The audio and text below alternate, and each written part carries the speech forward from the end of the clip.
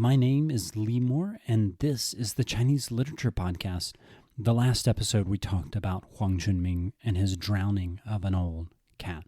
And I told y'all that the following episode would be about pimping. And the story that we're doing is by Huang Chunming, and the story is called Sayonara, Zaijian. Before we get into that story, I want to give y'all a bit more background on Huang Chunming.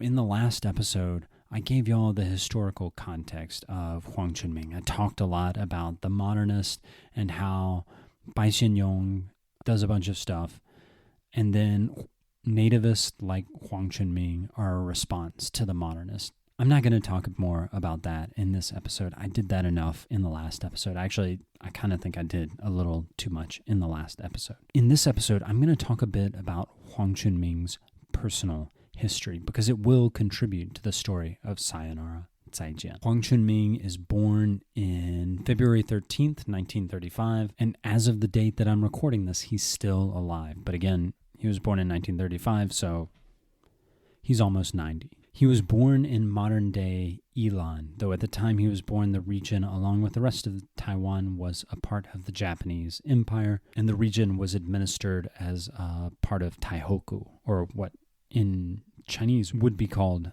Taipei. So all of that northern Taiwan section was just a part of the Taipei region. He is the youngest of 5 children, and his mother died when he was 8. He dropped out of middle school in Yilan because he was abused at the hands of his stepmother. He didn't have a great upbringing, if you can't tell. He moved to Taipei when he was pretty young. He worked there at an electrical appliance store in Taipei.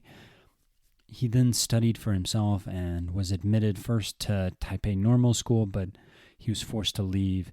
The same thing happened to him when he got to Tainan Normal School. In 1958, he actually graduated from college after a couple of attempts. He graduated from Pingdong Teachers College and worked as an elementary school teacher for 3 years. Now, something interesting happened to him when he was in middle school. He met a teacher who really spoke to him. This teacher's name was Wang Xianchun.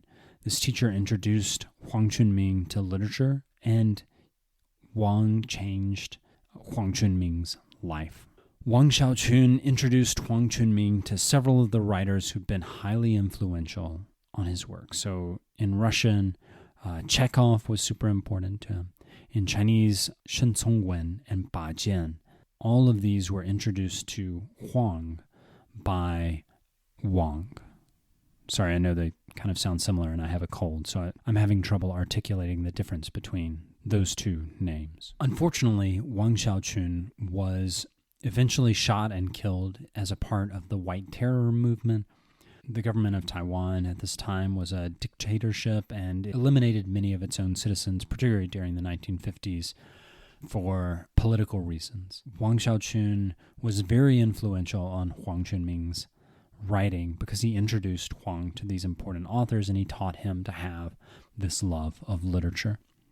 Wang's death was important to Huang Chunming's writings because for the rest of Huang Chunming's life, he's going to have this skepticism of the KMT and of the pro-Chinese ideology it represents. Remember, at the time, the KMT claimed to be the true representative of China. In 1998, upon receiving the second National Taiwan Literary Award, or something like that, I had trouble translating it, Huang Chunming actually wrote a letter to his teacher who'd been dead for almost 5 decades. The letter was titled, Wang Xiaochun, I Won an Award. It thanked teacher Wang for being this profound influence on his life. A lot of Huang Chunming's literary works are, not surprisingly because of this, part of this leftist critique of imperialism. This critique includes the critique of the imperialism of the KMT and of the Chinese coming into Taiwan and ruling over the Taiwanese. But that's not the only thing he's critiquing. He also critiques Japanese and Americans. His writing is frequently very anti-Japanese and very anti-American. One of his most famous stories is called The Taste of Apples.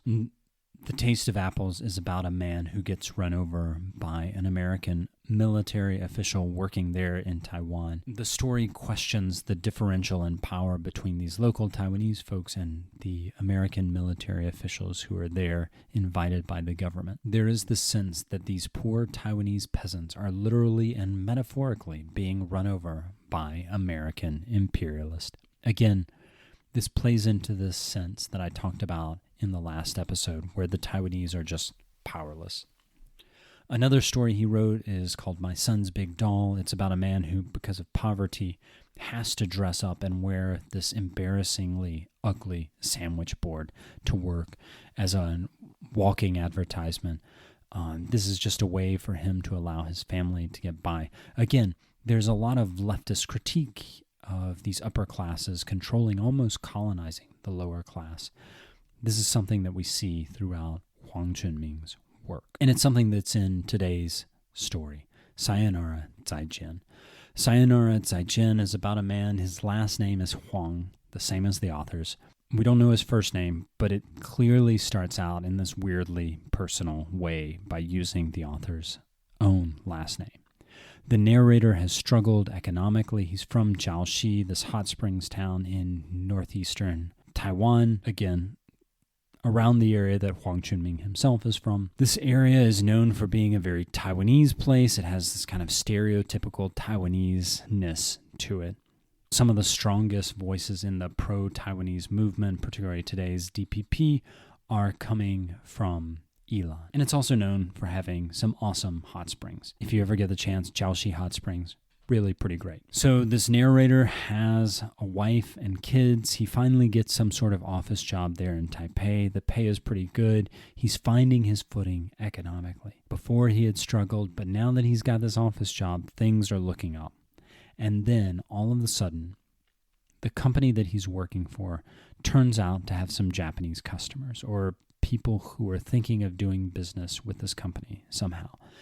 And these Japanese men have a request for the company. They want to come to Taiwan as sex tourists. They are members of a club. The club, they call it the 1,000 Beheadings Club. They call it that because the samurai used to have this ideal. A great samurai would behead 1,000 people. So these Japanese businessmen / sex tourists see themselves as the heirs of the samurai. But rather than killing 1,000 men, they want to sleep with 1,000 women. I'm just going to quote a piece of Howard Goldblatt's translation here. Baba laughed cunningly. The days of the old samurai code are gone forever, and we can never again wander the earth wearing swords, killing and being killed. Besides, we wouldn't be samurai even if we could.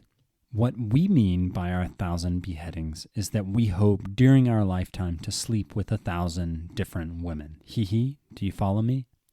Baba looked smugly at the other members. So throughout the story, they refer to their penises as swords. The women that they sleep with are almost entirely all prostitutes. They have a code. They're not going to sleep with the same woman twice, except obviously for their wives. So because they're not going to sleep with the same woman twice, they can't have any sort of meaningful, loving relationship. So most of the women they're sleeping with are prostitutes. They travel around the world going and being sexpats. So they're coming to Taiwan and they ask this company, is there someone at the company who would be their guide and translator as they go a-whoring? So Mr. Huang, our narrator, gets selected by the company to be their guide. The reason being, they're going to Jiaoxi. Mr. Huang is from Jiaoxi. He doesn't want to. Why does he not want to? Depending on the point in the narrative where you're reading, he actually seems to have different answers. At times, you get the answer you might expect, the moral answer. This is wrong. I don't want these Japanese men coming in here and having sex with women from my country. But as you read the story, the narrator writes more and more, and it becomes clear that he's not really talking about morality.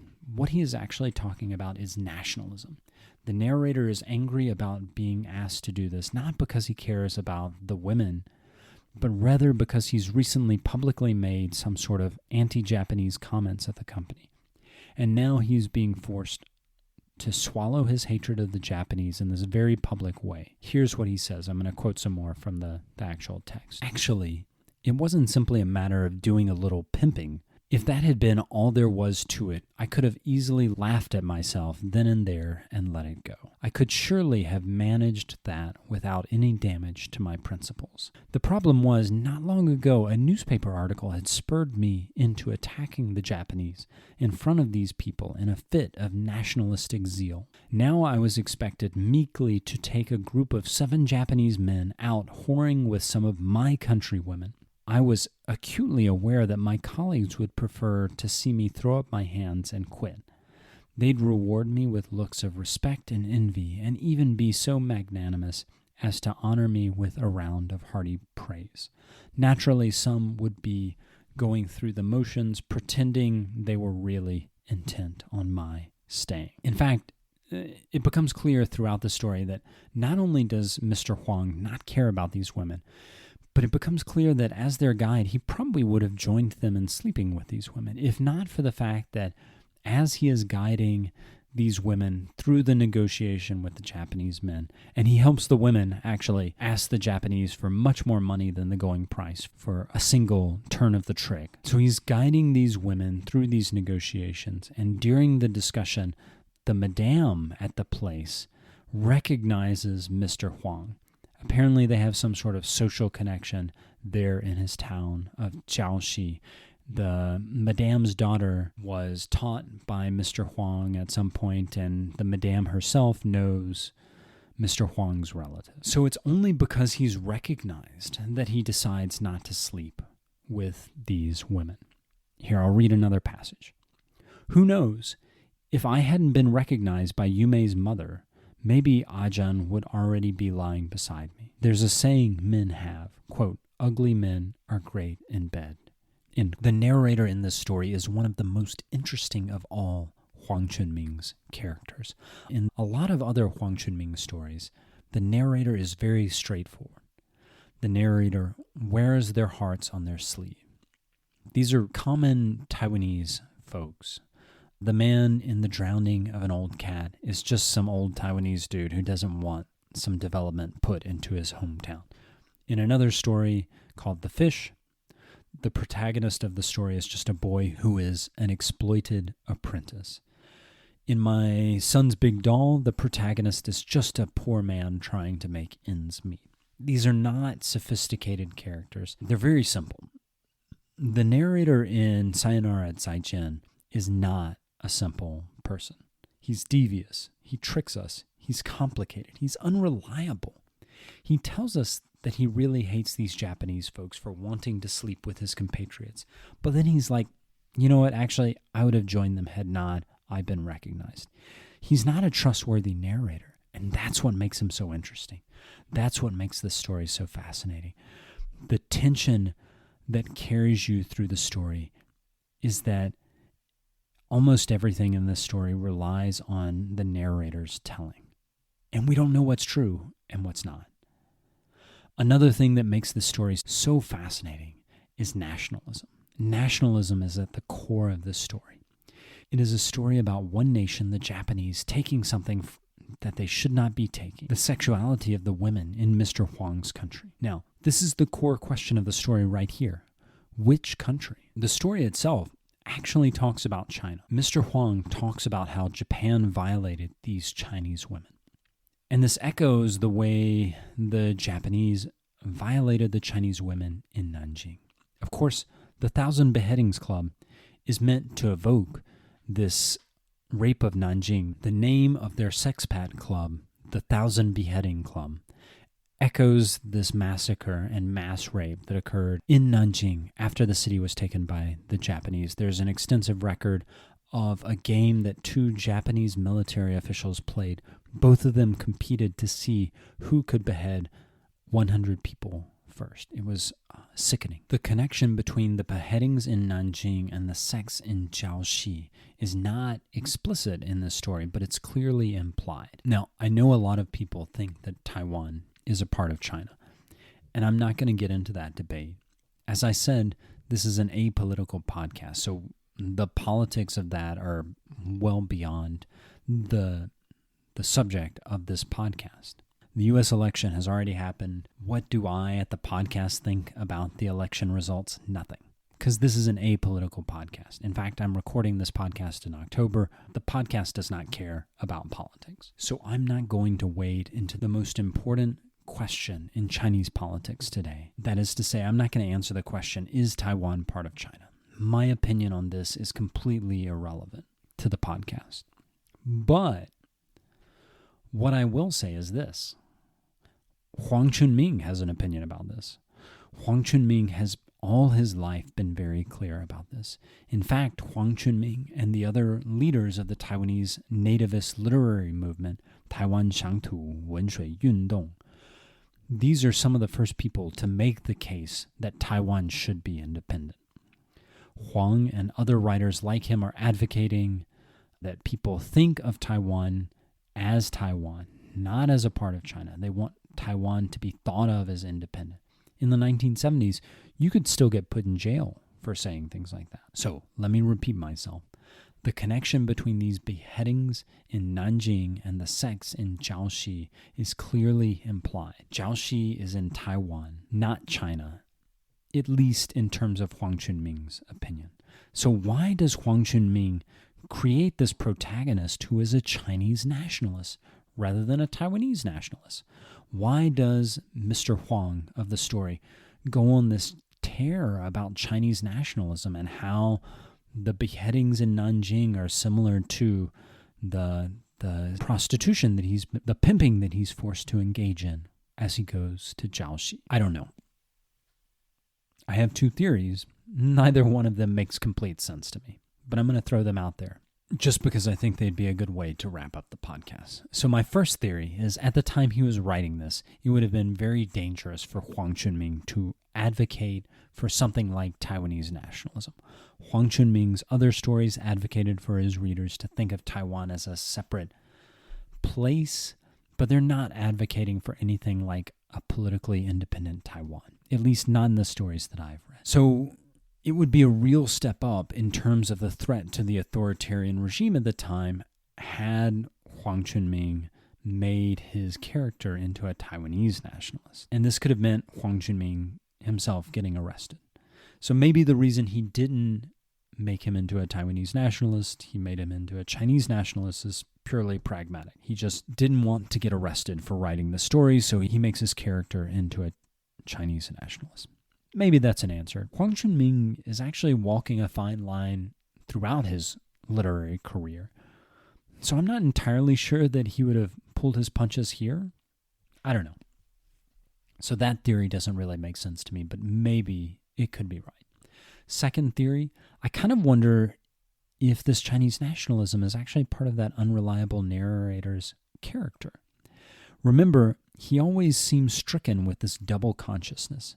At first, he's saying it's horrible that these Japanese dudes are going to treat our women this way. But then he admits, you know what? I would have done that too, had someone not recognized me while I was in the cat house. I would have slept with them, had the madame not recognized me. Maybe him advocating for this Chinese nationalism so vociferously is Huang Chunming's way of constructing Mr. Huang into this guy who is completely untrustworthy. He's saying, I'm Chinese and I'm proud of it, but then we actually know he's not. I don't really know, and neither of those theories make much sense to me, but those are the best that I can do. And I think that's a good place to stop this podcast. As with last time, I'm going to give you a Taiwanese phrase rather than my normal. The phrase is paisei. I don't think in Mandarin that word is ever used. In Mandarin, the word would be 不好意思, but the Chinese characters, the Hanzi, are totally different.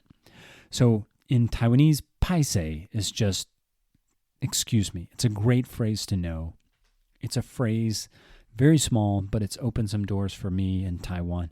If you go around Taiwan just knowing this one phrase, paisei, for excuse me, you're going to get a lot of folks liking you. All right, that's enough of me babbling on. I don't think I need to remind y'all that if you want to sign up for China's backstory, the literature and history behind today's front page China news, the book that I'm working on, you can go to my website, ChineseLiteraturePodcast.com. Click on the link to pre-order it. With pre-ordering, you're not actually ordering it. You're just signing up for emails that my publisher is going to send to you as the publication date comes closer. Okay, that's it. My name is Lee Moore. This is the Chinese Literature Podcast.